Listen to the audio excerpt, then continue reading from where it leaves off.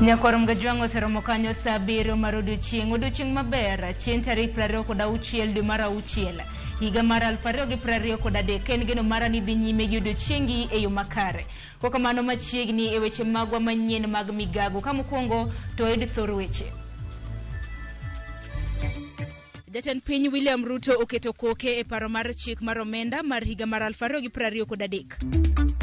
Komiti mar Senate dhi ng'ado wach e wi dwaro mar thicho William Oduol oko kaka jalup gavana ma Siaya. Kenya oriwore kod piny mangima e hingo odiochieng' kedo gi yedhe mamero ji.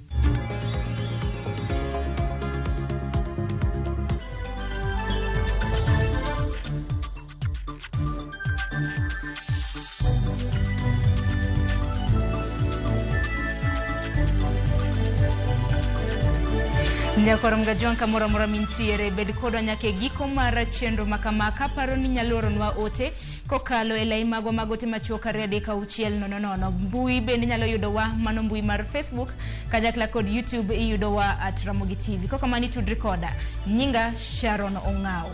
Jatend piny William Ruto oketo e koke paro mar chik mar omenda mano mar higani.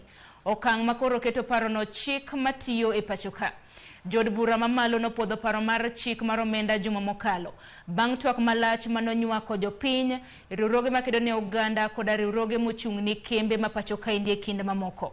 Akwede bende nowuok ne fuoni mamoko mag chikno kamoting'o ng'eto magata malo 1.5 negero ute manengogi oyweyo kaachiel kod medo osuru e wi mwandu mag mauta koa atamalo 8 nyaka atamalo 16.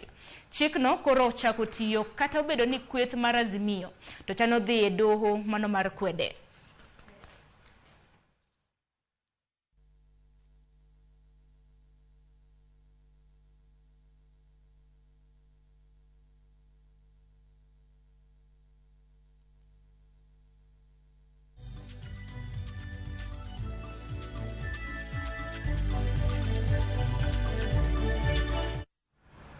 Kopogre gi mano bende kamiti mar Senate dhi ng'ado wach e wi dwaro mar thicho William Oduol oko kaka jalup gavana e kaunti ma Siaya. Jod bura e kaunti ma Siaya ne dwaro ni Oduol othich oko ka gitude kod mibadhi, tiyo marach gi apise kod nyiso jopiny weche mag miriambo e kind mamoko. Kata kamano Oduol nyocho pedho neno ka okwedo keth ma bende itude godo. Kendo noramo ni en emogoyo poro mar fwenyo mibadhi e tend kaunti ma Siaya.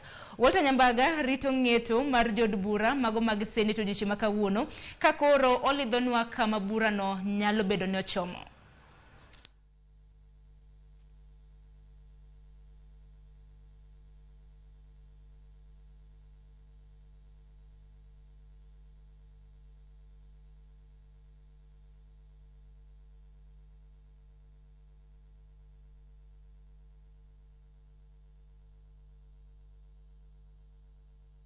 Nyakorom gajwang jafumbo maro Walter Nyambaga luonwa sigana maket kod mano ene od bura mar Senate biro bedo kwa tudre kode kwa dhi nyime gi chenro mano mar Migago. Kopogre gi mano tir nyake kaunti ma Migori. Jotije mag kojolo maromo 29 mawachore ni piny owacho mar kaunti ma Migori ne ochunge tich mar ocholo ng'ur margi e doho mar jotich ma Kisumu. Kagiwacho ni ochung' gi jotok tije. Jotije gi wacho ni ochung gi tich koda dhok maonge obok mora mora madaro gimomiyo ogol gi tich. Bende gi ng'ur ni oseket jomoko mondo ti kuonde mane gitie. Giwacho ni okang' ma okaw kod piny owacho mar kaunti ma Migori mano mar chungo gi tich otim e tok chik. Jagoro maduong' mar piny owacho ma Migori Iska kata mana Oscar Olima ne oyango ni negi yudo bok mano makowuok e doho madwaro mondo gichiw duoko ka otenore kod kesni. Bura no idhi winji tarik 20 kod mano chieng' tarik 12 mar dwe mar 7 mano mar higani. Sirikal mar county government nati achake ka jinie county council to nyo apoya nono kikona ni kika dhi tich. To gimomiyo ka dhi tich ok ang'eyo. Ane man gi jogena nyithinda dhi sikul an chiliel. Jegi ne wayudo report ni ochung gi e tich to barua mochungo gi e tich onge. Koro this county government okwang'eyo sani ka cooperate okwang'eyo ni kata giloso sheria margi kigin we don't know. but ne wakwayo ni kaber to county government to consider joge nikech joge osetiyo, nitiere nyaka man gi 10 years e service, nitiere nyaka gi man gi moko nigi nyaka 20 years. Ok wang'iyo ni wan e which county. Ok wang'iyo ni wan e which county, be ok wang'iyo ni to jotich ma Migori County be nitiere labor law ma guide gi e Migori County. Ne jatich moro amora mong'e ni nyocha ne onyise gi dhok ni mondo dhi dala dogi karima tich. Nyakoro mgajonko wuke county ma Migori achiri nyake county ma Homa Bay. Jakom mar riwruok makedone ratiro mag jopuonj Kupet ma bende en jaod bura ma Emuhaya Umbuko Milemba ne oyudore kama tek e kinde mane jopuonj mag Kupet e county ma Homa Bay ne orogore ne kendo oyuore e tuko mag Kupet mane obagi e mbalariany ma Tomboya. Jopuonj go ne ochako go koko kata mna goyo koko ne Umboko thuolo machuok bang' kane odonjo e pauno e finals mag tuke go ka en kanyakla gi jagoro mar Kupet Akelo Missouri kod jokanyo mag Kupet e bade ma Homa Bay. Ne giseyo Umboko kuom bedo achiel kuom jod bura mane ogo ombulu mar siro paro mar chik mano mar omenda mar higa mar 2023. Jopuonj go ne ochako wero wende maseyo Umboko e kinde mane ochako loso kendo nochuno joritene mar mondo mi ogole e paw tukeno. We always expect in our culture that when a visitor comes anakaribishwa. Tungekuwa wavumilivu na tukaribishe wageni. Josiasa nyakoro mgajuanga mago maga Kenya Kwanza odhi mbele girakore gi jofuambo kagiwacho ni jofuambo mapachoka nyaka koro wekedo gi piny owacho. Kotel negi gi jatend kweth man thoth e od bura Kimani Ichungwa. Josiasa moheo pradek go wacho ni jofuambo sebedo kalendo ang'aya ahinya to ewi paro mar chik mar omenda kata kiero Finance Bill 2023. Ichungwa wacho ni ute fuambo nochako lendo ang'aya ewi paro mar chikno mana bang' fwenyo ni nitiere osuru migeto medi e chenro mag goyo punda mitimo gi ute fuambo. Osuru makoro idhi medi kawuok atamalo 7.5 nyaka atamalo 12.5 mano chakre dwe mar auchiel. Josiasa go ne wuoyo e kinde mana gi yuoro e nyasi mar duoko erokamano e kar lamo mar ACK Cathedral mantiere county ma Kiambu. Nyasi mano bagi gi jaod bura ma Iyala Maina Karobia kama bende ne giwacho paro mar chik ni biro konyo oganda mapachoka. But you are fighting with change. In another 5 years, mainstream media will be made very irrelevant if you do not stick to being objective and informing Kenyans the truth. Because by the time you are reporting news at 9 p.m., TikTok, WhatsApp, Facebook, Instagram, WeChat, na hizo zingine zote, watu wamejulishwa na wamejulishana wenyewe. Last week mkasema watu wasiweke advert kwa gazeti, lakini nataka uendeleze kutokea hapo. Itakuwaje watu wenye wananunua gazeti Kenya nzima number 1 inakuwa ni serikali? Sasa wewe ni waziri, umekaa kwa ofisi yako, umenunua gazeti, imenunuliwa na pesa ya wafanyakazi, na kwa ile gazeti imeandikwa broken promises na ni pesa ya serikali imenunua. Wakati wetu hatukuwa na opinion. Journalists, we did not have our own opinion. We were just reporting what was said and what was said. Lakini kwa sasa waandishi wa habari wameanza kuwa na opinion. Sasa wewe ukikuwa na opinion, ni nini sasa wewe utafanya mimi na mimi nisikuwe na opinion? Sisi tutaendelea kuongea because we are also media owners. Niko Facebook, hiyo si ni media. Niko Instagram, sio ni media. Niko kila mahali. We are all media owners, we have cameras, kila mtu ako na simu. So we are all journalists. So msije mkasema ni nyinyi tu. Hapana, hata sisi tutaendelea kuongea. Kopogore gi manyakoro mgajuanga bende duche makawuono piny mangima hingo odiochienga kedo gi yedhe mamero ji ka ijiwo oganda mondo oweya kwede kendo konyo reso joma tiyo kod yedhego. Nyasi obagi e counties mopogore opogore ka county ma Nairobi otelie kod jod bura buora kod jogo eko makedo gi yedhe mamero ji ka bende nyiso gi mar mondo mi gibi kanyakla mar jiwo oganda e yore mag geng'o tiyo gi yedhego. Nok mar tije aola koda mago mag mbese gin moko kuom mago mayore machiwo yot e yudo kod tiyo kod yedhe mago mamero ji. Wawinjana. address drug problem. We must equip our young and old people with accurate information about the risks and consequences of drug use. We must provide them with accessible support systems and alternative avenues to fulfill their aspirations or releasing their stresses, reducing the appeal of substance abuse. Treatment is essential for those who are already struggling with drug use. We must ensure that people who need help can access it easily and without stigma. We must also provide treatment that is tailored to the individual needs and takes into account the social and environmental factors that contribute to addiction.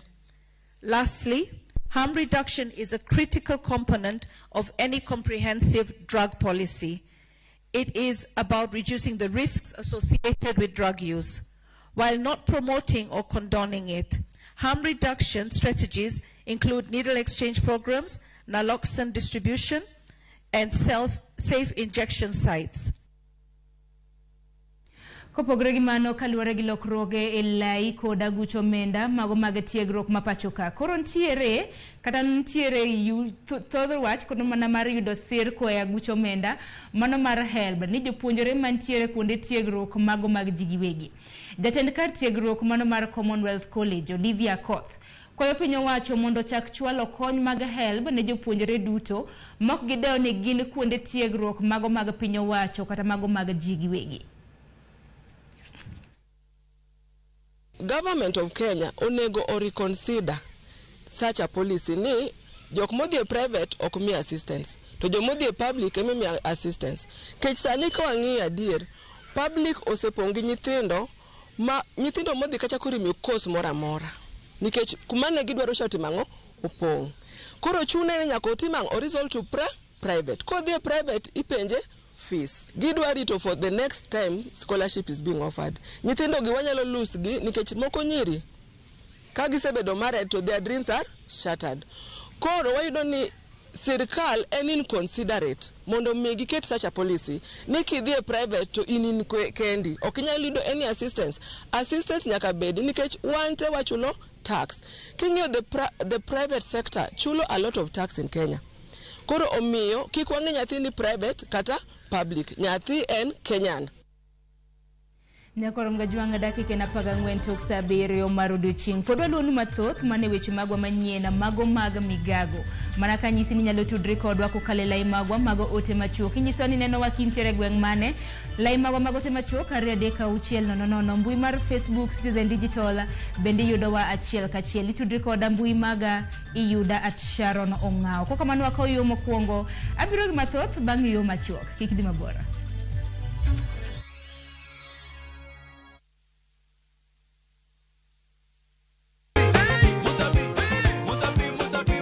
Semana chake na kuromoga juang moto kama pasi ya ilongoni moto ebele. Dano mor kabisa fan page mar Ramogi TV dano ng'eny kae kabisa. Kidonjo thum ma serious ikete ngoma oake.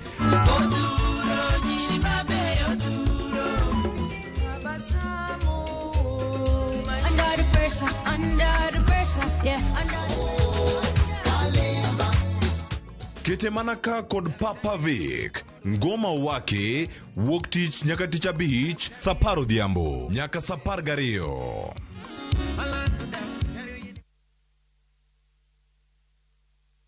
Welcome to Shabikila.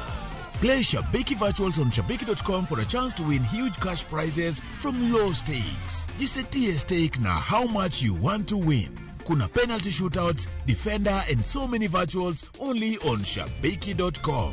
Shabikiland, the easiest virtuals in gaming. Not for persons under the age of 18. Betting can be addictive. Play responsibly. Shabiki.com is authorized and regulated by the BCLB license number 416. Shabiki.com.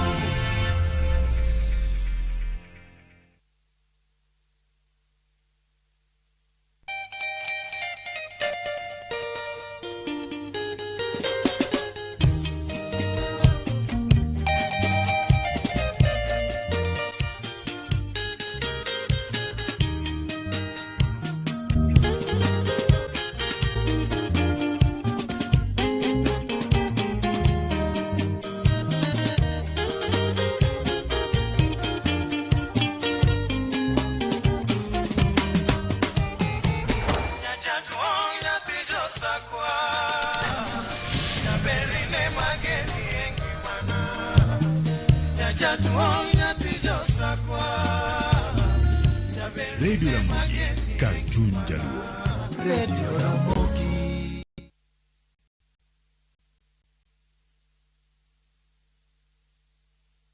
Nyiew tokens mag stima nono maonge pesa ma ing'adi mana gi Airtel Money. Star 334# bang'e yier kama ondikni lipa na Airtel Paybill. Kasto iyier kama ondikni KPLC.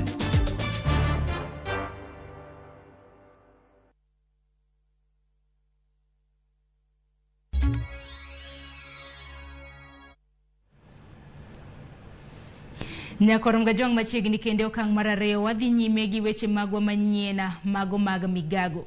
Ne wach manasenyisi motelo kanwa chako mano weche manyien mag Migago eni kamiti mano mar Senate dhi ng'ado wach ewi dwaro mar thicho William Oduol oko kaka jalup gavana ma Siaya. Jod bura e kaunti ma Siaya ne dwaro ni Oduol othich oko ka gitude kod mibadhi tiyo marach gi apisi kanyakla kod nyiso jopiny weche mag miriambo e kind mamoko. Kata kamano Oduol nyocha pedho neno ka okwedo keth mabendi tude godo. Gisenya korom gajuanga nyawadwa Volta Nyambago sibido kaluno wach makamani ntiere od bura mar Senate.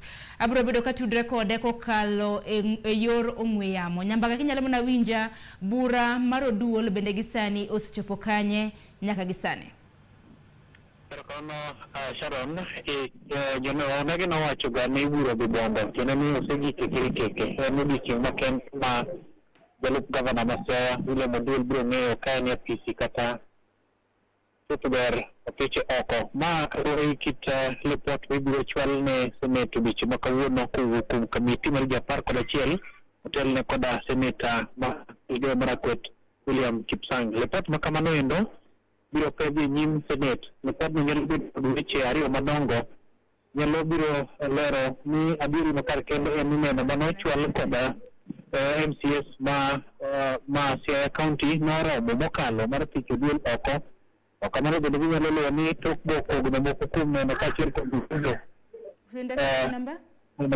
makare seche moko biro yudo thuolo na bende mar dhi nyime kod chulo tije ne apisi mana kaka jalup gavana. Koro odiochieng' ma kawuono niendi kamiti no endo biro chopo e nyim Senate kendo bende chulo lipot makamano ka Speaker mar Senate Amason Kingi noyudo thuolo kendo keto oboke biro ma kawuono odiochieng' ma kawuono.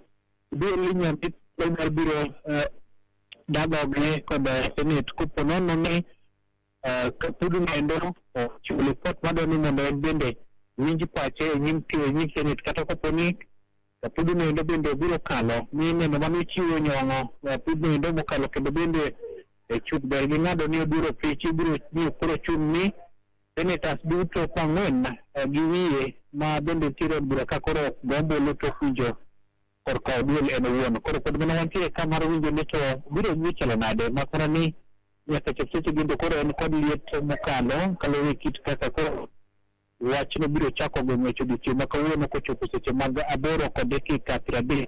Koro igero ni biro ibiro mak malach kendo yaro iye od bura mar Senate odiochieng' ma kawuono. Senators go biro yudo thuolo mar yudo lipodno endo matut kendo bende ng'ado wach mana kaka naselero ni nyiso nono ni apudno ng'ado ni githicho oko Oduol to biro chuno mondo mi koro kata na jo od bura mag Senate go koro gombolo achiel kachiel e chieng' mar yie kod okang' mokaw kod apis mar 11 endo. Sharon. Erokamano ahinya Walter Nyambaga wawinji e yo makare. Nyakorom gajwang' mano jafwambo marwa Walter Nyambaga ma bende naloso kodwa achiel kachiel kowuok e od bura mano mar Senate ka bende en bende kanyakla kod jofwambo mamoko girito duoko mago mag Oduol ponono ni biro bedo kithiche oko gi od bura mar Senate kata oyo. Biro bedo kwaluoni wach makamano machiegni biro bedo kiyudo kuku mare kwa dhi nyime gi weche manyiena. Kopogore gi mano Nyakorom gajwang' bende wadhi nyime gi weche manyien kaparo ni pod inyalo tudri kodwa kokalo e lai magwa magote machok 2-3-6-0-0 mbui mar Facebook, YouTube bende aneno kwa ntiere achiel kachiel thothu bende aneno ka oseyuoro ka aneno ka Sara Singa mano mar wang' neno West Kanyamkago iwacho ni mor gi Ramogi TV iwacho ni Migago ler iwacho na mos ni babani kanitiere gweng' mano mar wang' neno. Bende Chief Abiola Janyang'oma Kogelo bende wacho neno migago maber, ka bende iwacho pachi kanyo kotenre kod sirikand Kenya Kwanza, ka bende wacho ni paro mano mar chik mochuoko jatend piny Kenya okisiro kata matin. Kata kamano aneno ka Ken from Kisumu wacho ni neno chenro eyo makare. Ramogi TV neno maler kintiere gwenge mag Migori Kanyamkago, iwacho ni nyingi Oroko Adina. Kopogre gi manya kwa Mgejwang, wadhi nyime gi weche manyien atere nyaka gwenge mago mag Turkana. Rowere mawuok e Uganda, Jo-Samburu kod Turkana mosebedo ka itudo kod nyayo kuo jamni mane nyandwat mar hoho mar okak.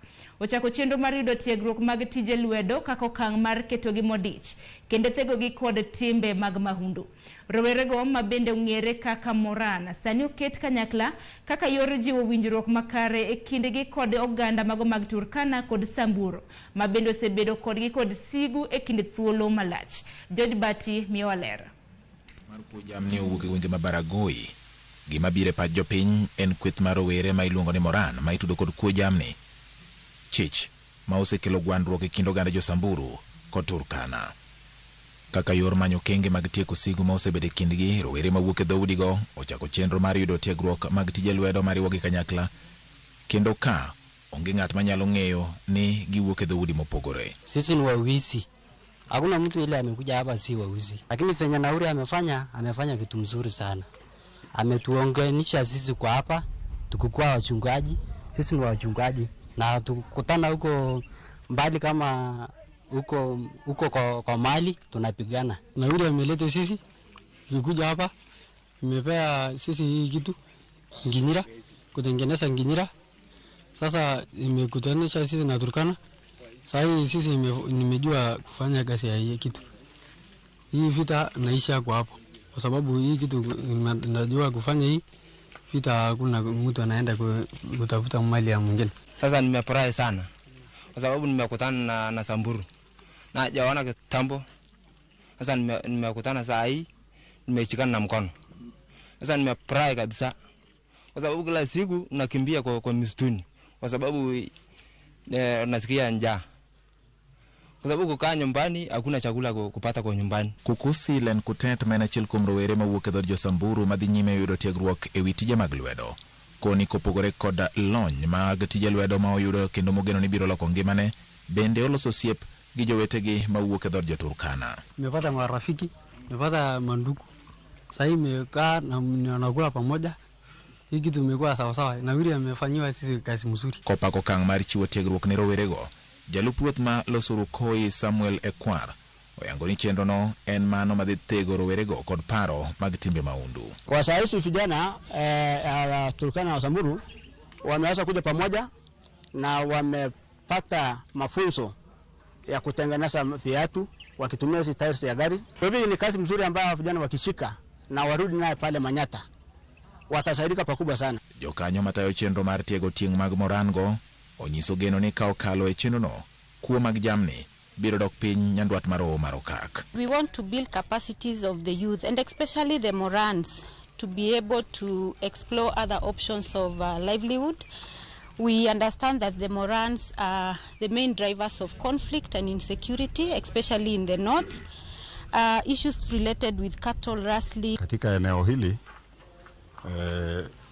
mashughuli zile za kiuchumi sio mingi, na kwa hivyo ile ujuzi vijana wamepata itachangia sasa kwa kuongeza shughuli yao ya kiuchumi, na hivyo basi wale vijana sasa hawezi jihusisha na uizi ya mifugo. Keto modich rowere mawuok e ogendini mayudore nyandwat mar hoho mar okak en achiel kuom yore mag kedo kod midhiero mar kuo jamni ma oseduoko piny dongruok e gwenge makono, kendo mondo mi chop ma rowere tieng' mar Moran sani kori puonjo loso wuoch mag akala kod ut gwen mondo gijiw yutogi kendo githegre kod kuo mag jamni. George Bati, Ramogi TV. Nyakor Mgejwang kwa wuok e gwenge mag Turkana haduogi nyaka Buore Nairobi, kama bende jatend piny William Ruto yango chenro mar tiego jo ohanda piko mating'o jowuoth e pacho ka.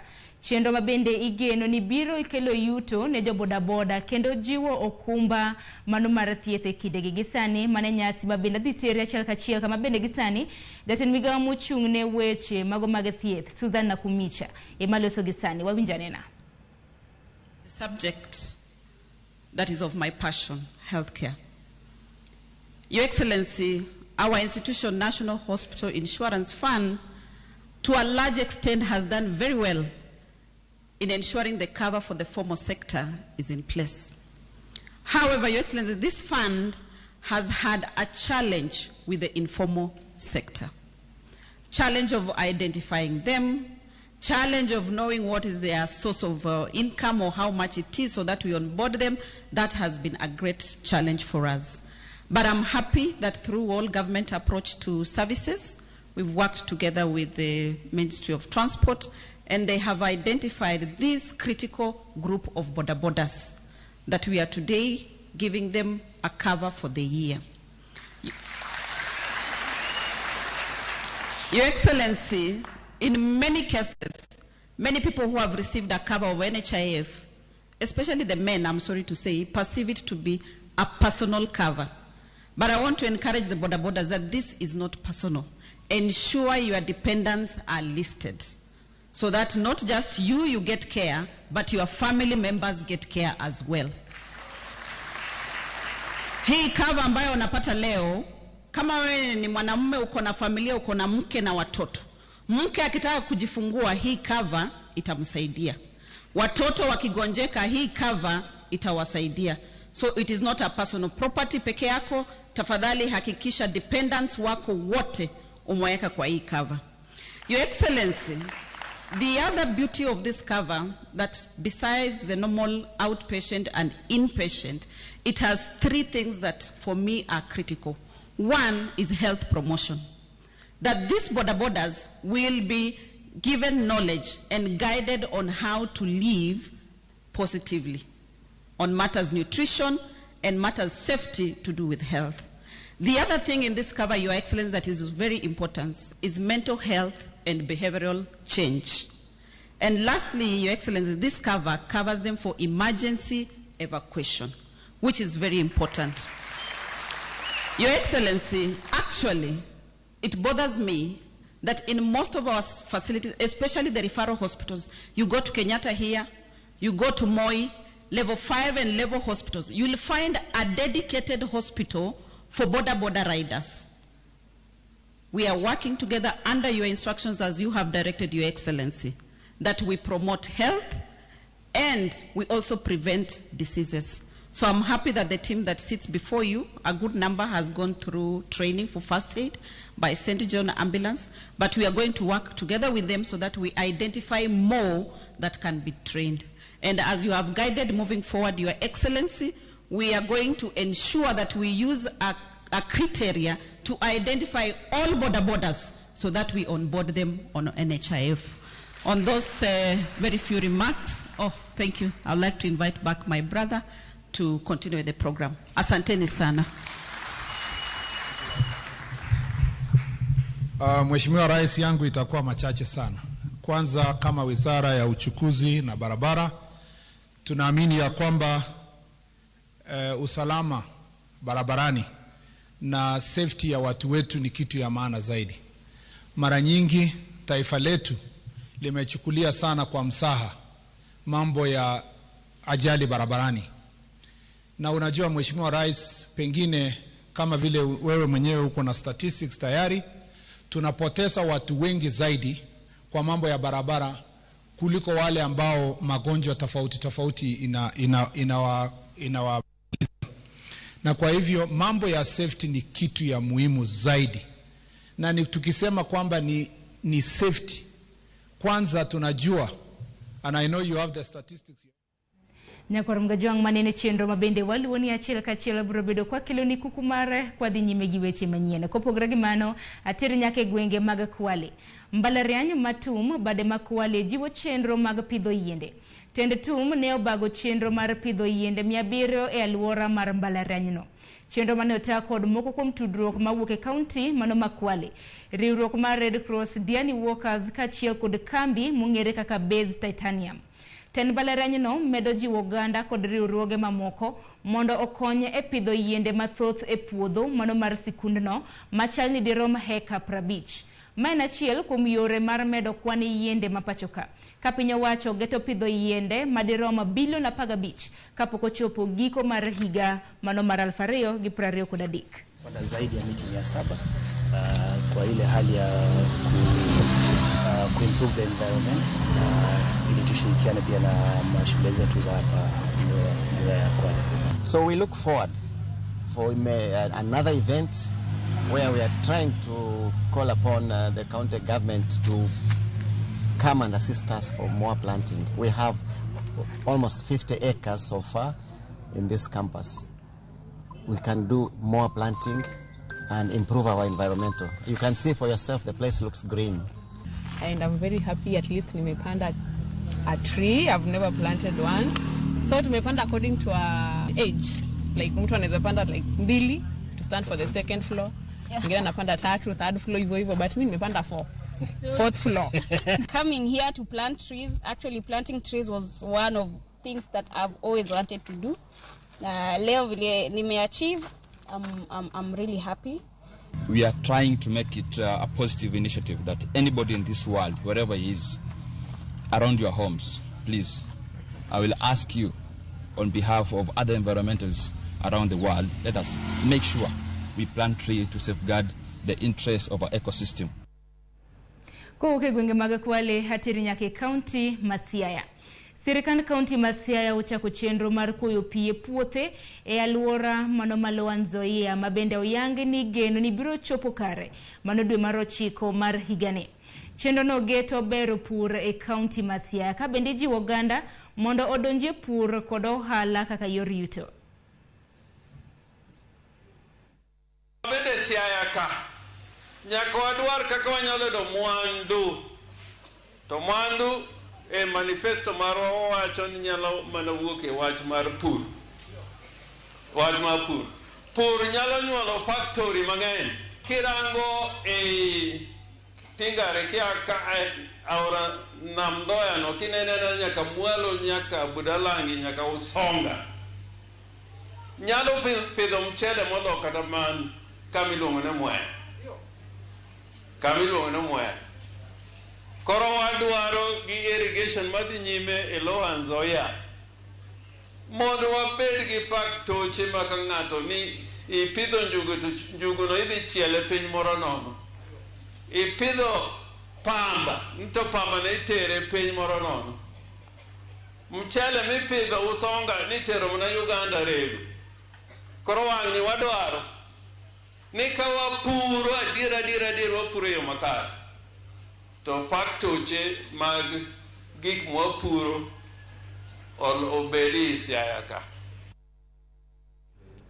Deko okeleo nyakorom gajuanga maingero malero sigandra wera moro manoweyo sikul kuom thuolo mar higni 12 to gikone to yudo simbo mar degree e somo mar bedo okila. Repolo miyowa wuodh kinda mana Benjamin Kiprop oketo kata bedo ni ne otiyo kaka tanboy e aluora mamogotio mantiere e county Mabaringo. Wawinjanna. Nyamburko mating'o jowuoth mong'ere kaka matatu osendiko rowere mathoth e Kenya ka. Kata kamano, samoro ineno joma tiyo e matatu kaka joma onge kido makare. Tok tho jonyuolne, Benjamin Kiprop ne oweyo sikul e klas 9 kinde mane osomo Njoro Boys. Omiyo ne oyudore e tij matatu ka ne en rawera makidoro. I was in and out of school most of the time because of school fees related issues and also for lack of upkeep. Kiprop nochako puonjre riembo ka omanyo yo mar dok tieko sombe e sikund sekondar. Kinda kod kido makare ne ojiwo siso ne mar somo.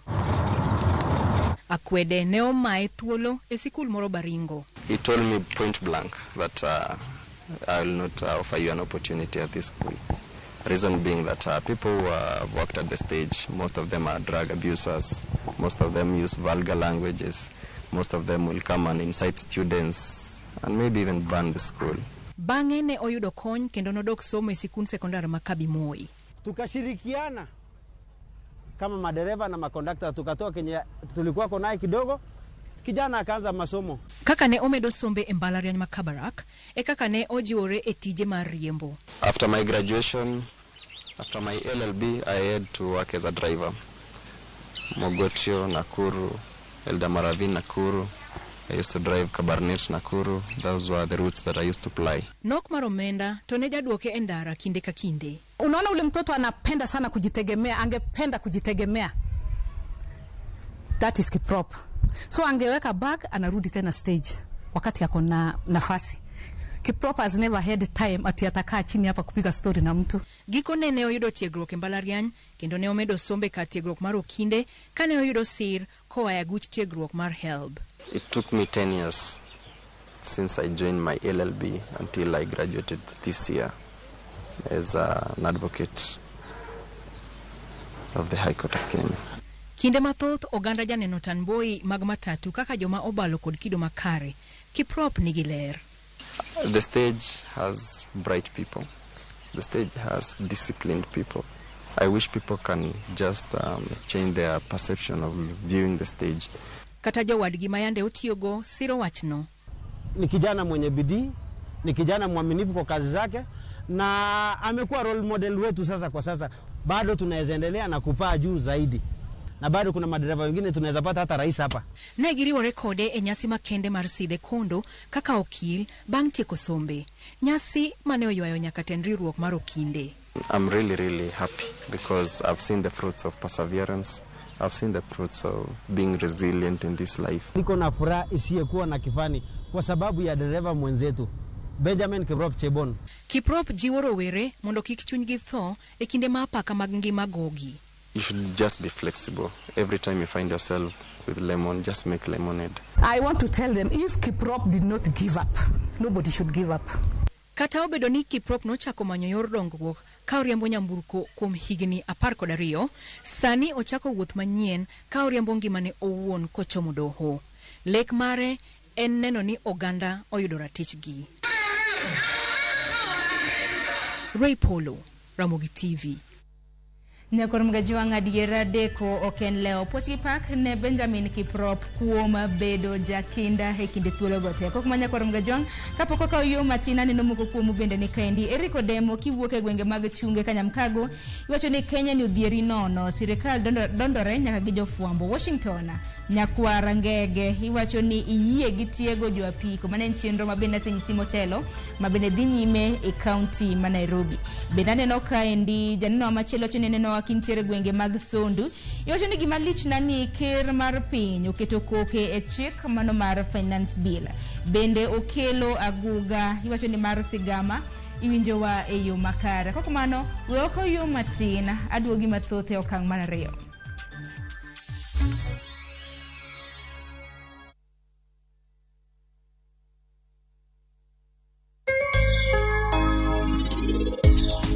Machiegni jahera mar chenro mar penj laktar mataye chenro ni en Andruth Otieno kamora mora ma intiere ka wawacho ni ngima en mwandu.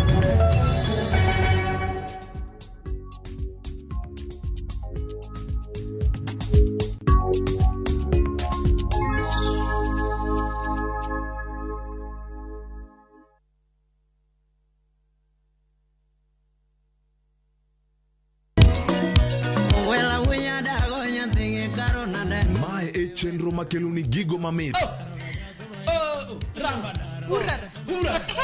Gikelo ni weche mamolo e pacho ka. Nyanyakaji e dhijungu ng'ato gero ot mochung' gi chama. Gima wuok e pinje maoko. Itoni kia kato koro Paris.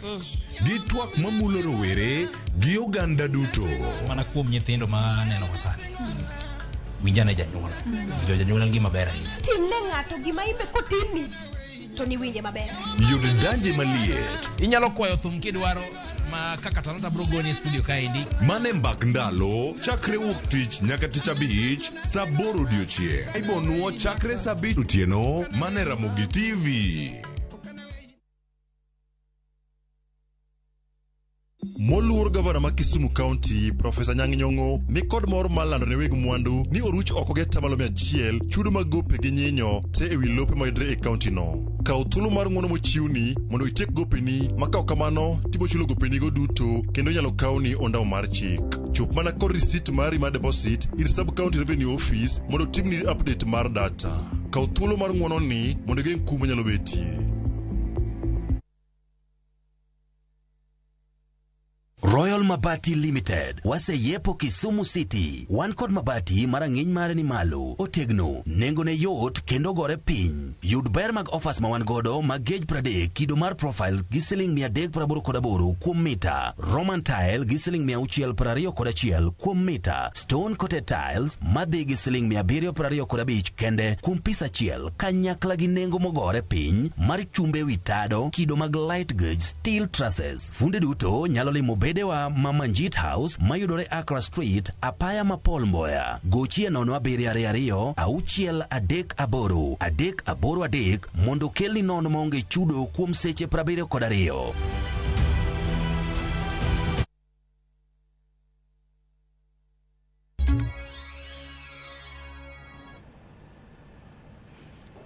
Nyakoro mgajwang' dakika 41 tok saa 7 mar odiechieng' machiegni okang' machielo wadhi nyime gi weche manyien. Jod bura mag Azimio One Kenya Alliance oseyudo seyo kowuok kuom bedo kod pogruok e kinde ma gintiere e od bura. Mane oneno e kinde kalo paro mar chik mar omenda e od bura mamalo. Penjo mamedo nyiedhore e kind oganda en ni dibed ni jod bura mamalo ok mor kaka itayogi od burano. Kose tend Azimio ema ok migi yo makare. Walter Nyambaga kolonwa wachno.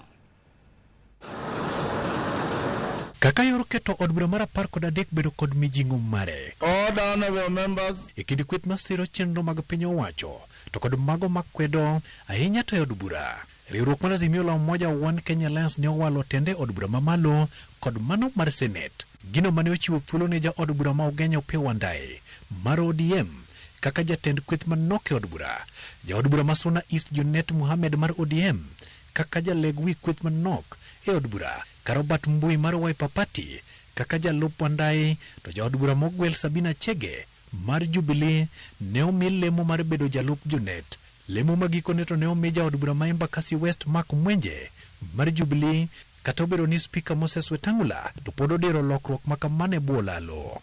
Kata odoko ni tend Azimio ma okelo kanyakla ogai mar Raila Amolo Odinga, Martha Karua, Stephen Kalonzo Musyoka, Uhuru Kenyatta kod Eugene Wamalwa mane owalo jodito mag Azimio od bura ng'ur to pod nitiere. Kapok od bura mar 13 ometni makare, moko kuom jo od bura mag Azimio ne ok obulo ng'oro chike riwruogno, kendo jo od burago ne othinyore ka gichako siro chenro mag piny owacho, gino mane omedo kelo liet mathoth e kind Azimio e od bura. Ka opogore kod paro mar chik mane geto choko mar osuru pachoka, weche mathoth osetimore od bura ma oweyo ka oganda ni kod penjo ka jo od bura gogo bende manyo duoko manyalo reso Azimio e lwet sirikal kod kweth mathoth e od bura. Honorable Speaker, indeed the question. Penjo mathoth pod nyolore od bura. Ka penjo mokwongo, bende Azimio loso kod duol achiel e od bura. Penjo mar ariyo, bende Azimio ne kod yie kod jotendgi e od bura. Penjo mar adek, koso bin nitiere moko mageto komo mak kod jotendgi e od bura. To mar ang'o, moko kuomgi ni kod ng'ur. Mogik, koso bin jodito mag Azimio ok osechiwnegi apaya makare ma ginyalo luwo. Penjo makamagi biro bang' jo od bura mag Azimio ne okoso bede achiel e kinde kalo paro mar chik mane geto medo choko mar osuru juma mokalo. Problem mabedo ni ji nyalo pinga gimoro, tek ni gipinge. Kata gimoro biro maber, kata gimoro biro marach, ji nyalo pingo ni gini wapingo nikech ukwan mwakele. Mane pogruok.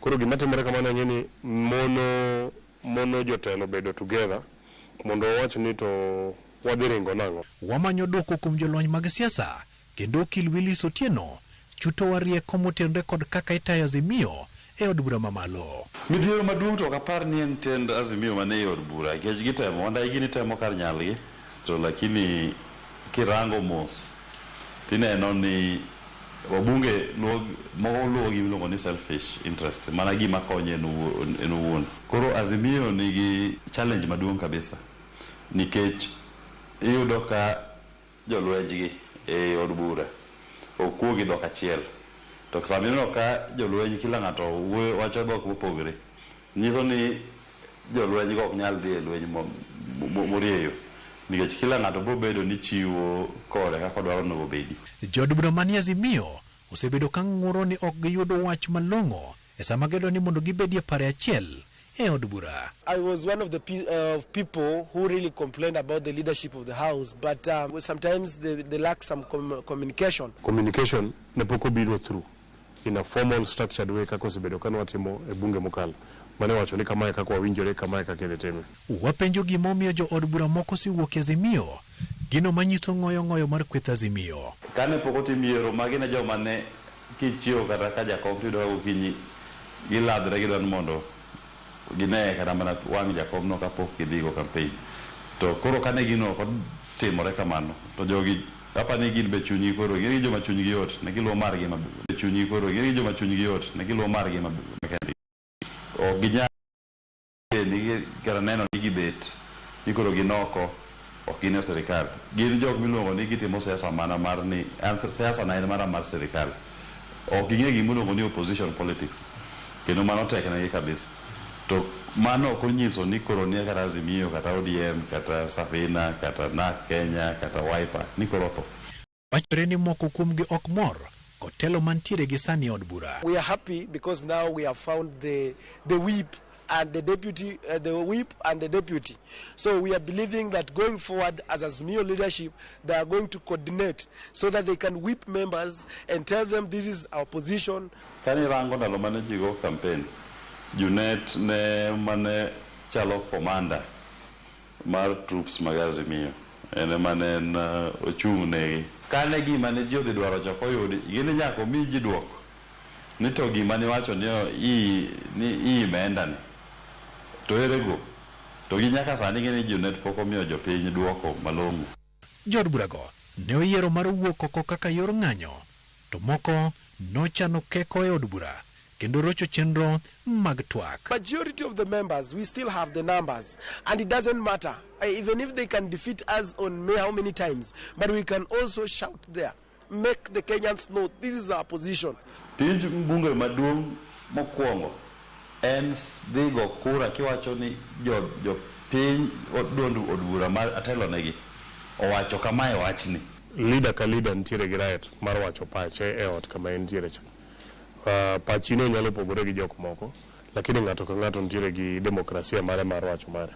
To ntiere moko ma ka party okawo position, to koro nyaka uriuru mondo yudane ni kata ka chama wacho ni waluru kama, to explain nu gimomiyo ikawo msimamo no, to koro udhi mondo udhi ugoye kura. Koso gibiro seyo kuom jodito mag Azimio kod duond buche maggi. Azimio samoro ng'ato nyalo wacho ni ok gitim motegno. En gimiluongo ni ikawo line achiel to iluwo line no nyaka itieke. Yini samoro kuchako kaka kona gichako bipartisan ni nochak gi maandamano makendo maandamano jo Azimio no ting'o gino malo maber kabisa. Kendo ne giseyudo chuny jopiny ba jopiny noyie gi wach mane jakom telo negi no. Then kapok odhi kumano obedo gikie to gidhi bipartisan. Bipartisan ni boriembi then kumoro kanyo to wach bipartisan kendo dok piny. Ka une galamoro to ji bedo together, to ini nyalo golo pachi, ana nyalo golo pacha, ng'ama chielo nyalo golo pache, tiriwo paro go te. Kata koseriw paro te tiwuok gi paro achiel. Koro kata ka ne ntiere paro mane dwan mondo otim, tibedo ng'ato thuolo mondo otimre. Yore mage ma inyal res kod Azimio doko ni kwan margi tin e od bura. An kaneno ka wabunge kanowuok oko mar od bura, mano ne gitimo gimiluongo ni political statement. Ng'e gidwani mondo ng'e gi jopiny ngima ni gin wachno ok gipwedho kendo gidagi wachno. Nikech noseng'ere ni kata gigo kura, kata ni wacho ni no. Jod bura mag Azimio moko oseyiero mar weyo moko ne twang' mar lawgi e od bura. Ma bende nyiso ni koth chwe to chieng' bende rieny. Jo-Turkana te onge moringo, Masai te onge moringo, Baluya te onge moringo, Kisije te onge moringo, Jo-Luo e moringo wabunge abiriyo iriwo go jenda to ginabu. Even even if when you go the other side of the government, there's nothing you're going to gain. Kalore kod malingling mar ng'ur maliekore, penjo koro nyuolo ni kosebin ng'ato sundo jo od burago mondo ng'anje mar nyiso pogruok. Kantiere critical issues, tilungo members te. Moko ng'ade gibudo walungo wapimne ji kama kotimre. Kata an official communication inya orno kata simu kata kamano to jing'eyo kaka ji donje gine. Nikech kokwa chanda nikech ng'eni mokwongo Azimio nigi minority sani. Walter Nyambaga, Ramogi TV, Nairobi. Kopogore gi manya koro mgajwang' atiere nyake weche matimore e gwenge mago mag Laikipia. Sikund primar makamtan 10 mayudore county ma Laikipia osebedo gi midhiero mar nok kilesi. Mayo miyo jopuonjore mag nasari somo etie yien ka jowadgi mamoko to jote kanisa moro. Jopuonj kod jopuonjore osebedo kadang' ni ahinya to kinde makoth chwe. Kwayo mar kilese ne ochopo kare bang' Laikipia Nature Conservancy sirogedo mar kilese ne jopuonjore mago mag nasari. Ray Polo negilera. Wer jiwo sombo jopuonjre mag nasari e skul ma Kamnan 10 mayudore county ma Laikipia. Kata kamano luasi mar somo to miyo gi pek. Jopuonjre mag PP1 somo etie yien kinde duto ka jowadgi mag PP2 to jot e kanisa. Lakini kukinyesha, this is what we always do. Tunaenda in shift. Tunafanya general reading for the first lesson. The second lesson, PP2 remains in the class, PP1 wanatoka nje. After that we interchange. PP1 inside, PP2 outside.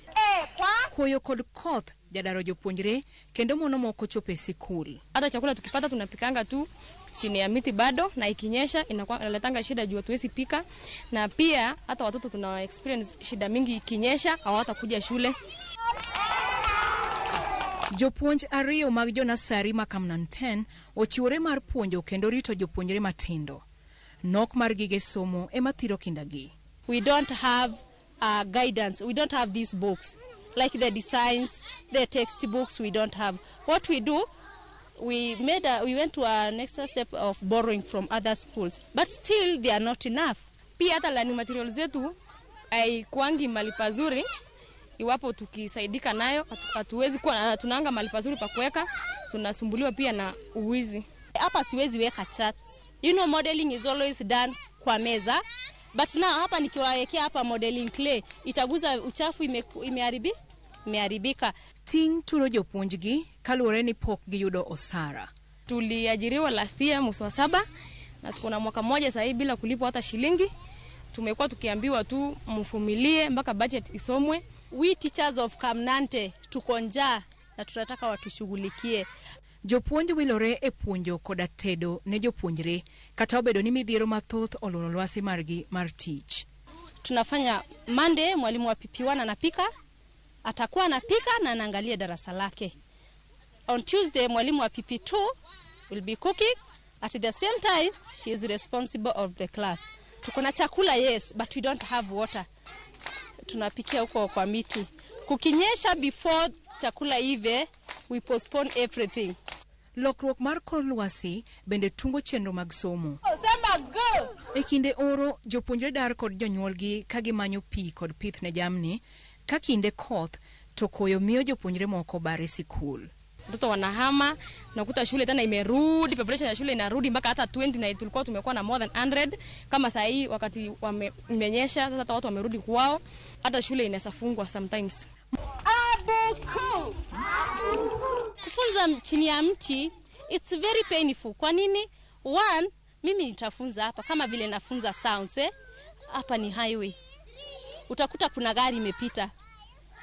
Nini ya attention ya watoto it is imeshaenda, si ndio?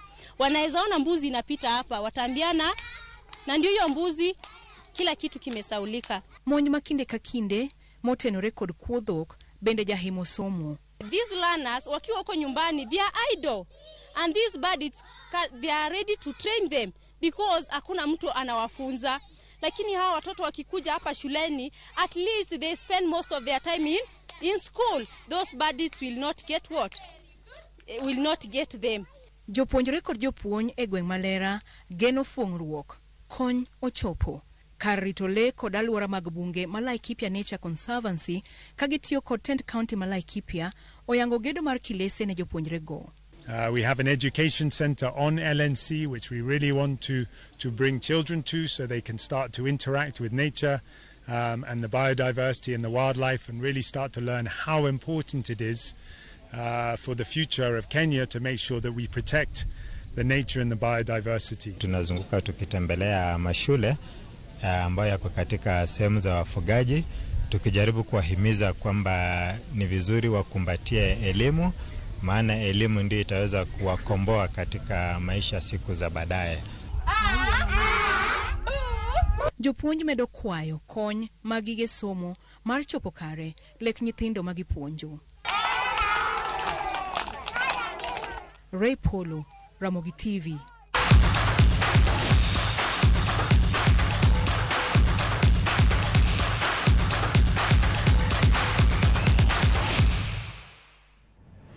Na kwa mgajuang ne johera mag weche tuge machiegni mesawa mano mar weche mag tuke. Jatugo mawuok e piny mar Senegal kendo matugo ne klab mar Chelsea Kalidou